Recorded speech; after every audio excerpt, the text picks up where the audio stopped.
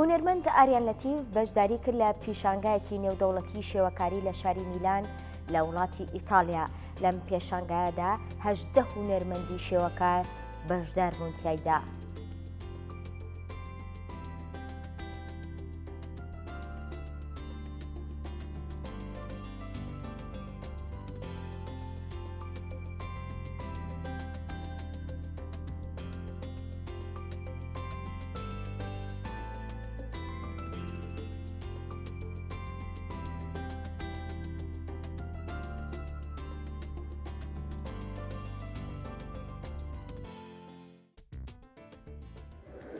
ئەمڕۆ لە شاری میلان لە وڵاتی ئیتالیا بەشداریم کرد لە پێشانگایەکی نێودەوڵەتی کە 18 هونەرمەند لە 7 وڵاتی جیهانەوە بەشدار بوون و ئەم پێشانگایە 9 مانگ واتە ئەمڕۆ کرایەوە هەتا 23 مانگ بەردەوام ئەبێت.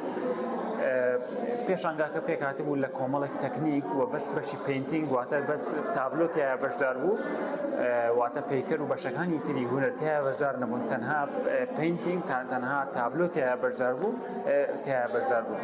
و هەر هونەرمەندە و بە ستایلی خۆی بە شێوازی خۆی لەم پێشانگایە بەشدار بوو. و پێشانگاکە سعات 6 ئەمڕۆ واتە 9 مانگ کرایەوە و هەتا ئێستاش بەردەوامە. من وەک هونەرمەندێک زۆر خۆشحاڵم کە بەشداریم لەم پێشەنگەدا کردووە کە لە شاری میلانۆی ئیتالیا بەڕێوە چوو. لە پای بەشداریکردنم لەم دەرفەتە ناوازەیەدا بۆ نمایشکردنی هونەرەکەم سوپاسگوزارم. Hi there. I'm here in Milano, Italy.